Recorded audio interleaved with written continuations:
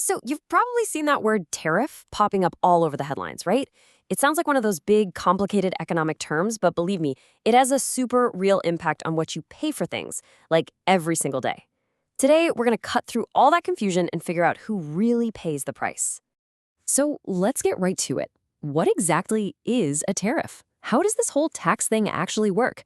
And, the big one. How does some political decision made way off in the halls of government end up affecting the price tag you see at the store? Okay, so here's how we're going to break it all down. First up, we'll get a super simple definition. Then we'll look at the two main types. Yep, there's more than one. After that, we're going to walk what I call the tariff tightrope, weighing the good versus the bad. We'll check out our real-world report card to see if they even work. And finally, we'll bring it all home to what it means for your wallet. All right, let's start at square one. At its core, a tariff is a really simple idea, but man, it sends these massive ripple effects across the entire global economy. Okay, so a tariff is, put simply, just a tax. It's a tax a government puts on products being imported into the country from somewhere else. And the main goal? Well, it's usually to make those foreign products more expensive. Why? To give local companies a fighting chance and hopefully protect local jobs. Let's make this crystal clear with an example. And what's simpler than bread? Imagine a local U.S. bakery, right? They sell a loaf of bread for $3. But then you have a company over in China that can make and ship pretty much the same loaf for just $1. Now, if you're the shopper, which one are you going to buy? Come on, most of us are grabbing that $1 loaf, no question. And this is where the government decides to step in. To help that local bakery compete, it slaps a $3 tariff on every single loaf of that imported Chinese bread.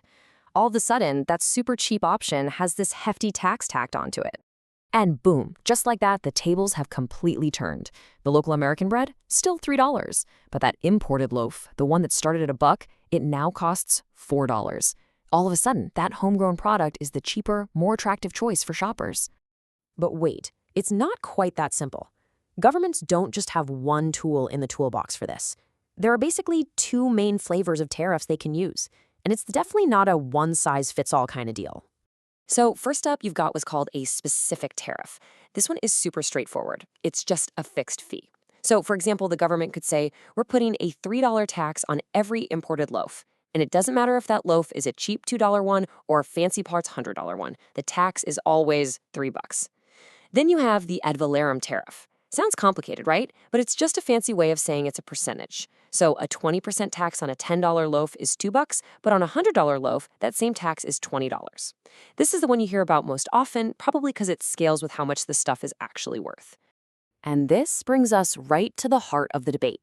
You see, using tariffs is a lot like walking a tightrope. On one side, you've got this goal of protecting your own businesses, but on the other, you've got the very real risk of just making things more expensive for everybody. It is an incredibly tricky balancing act. Let's look at a classic example of when tariffs, you could argue, worked exactly like they were supposed to. I'm talking about Harley-Davidson.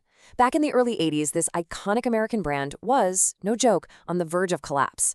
Why?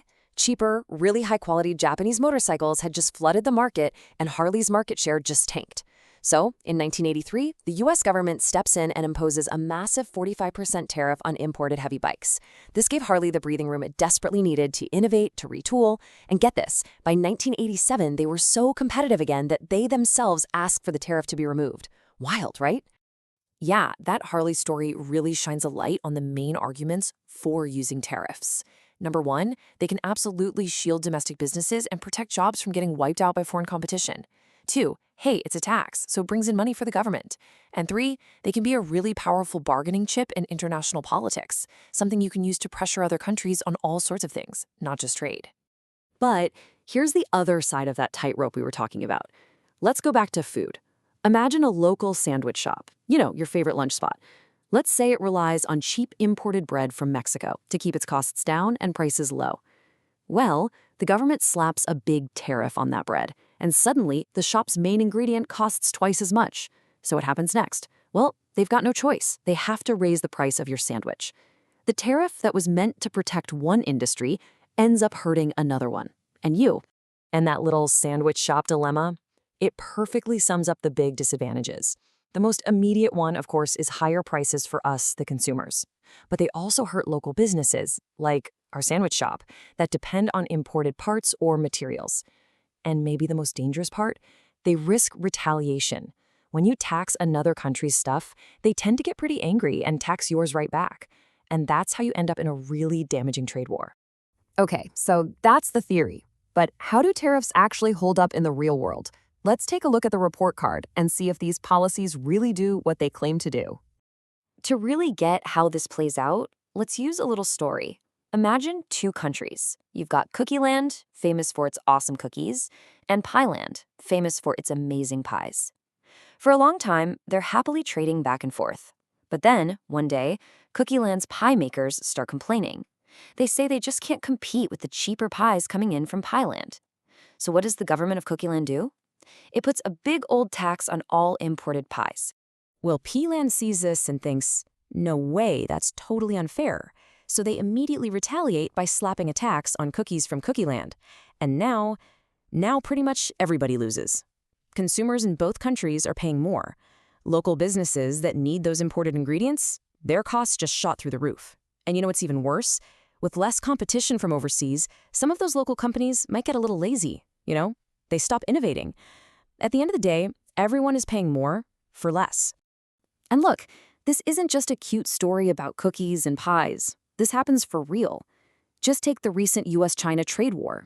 An analysis from Moody's Analytics found that instead of creating jobs, that whole conflict led to an estimated loss of, get this, 300,000 jobs right here in the US. And that's not all. The impact was felt across the entire economy. That same study estimated that the trade dispute actually shrank the US economy, reducing what's called real GDP by about 0.3%. Now, that might not sound like a huge number, but for a multi-trillion-dollar economy like the US, that is a massive, massive hit. So, if the US was hurt and China was hurt, who actually won? The answer might really surprise you. The big winner was Vietnam. Yep. As companies scrambled to avoid those new tariffs on goods made in China, a lot of them just packed up and moved their factories to neighboring Vietnam. And Vietnam saw its exports to the US just skyrocket, a totally unintended consequence. Okay, so let's pull all these threads together and finally answer that big question we started with. What does all of this mean for you and the final price you end up paying? When we look at the history, we see two very different outcomes.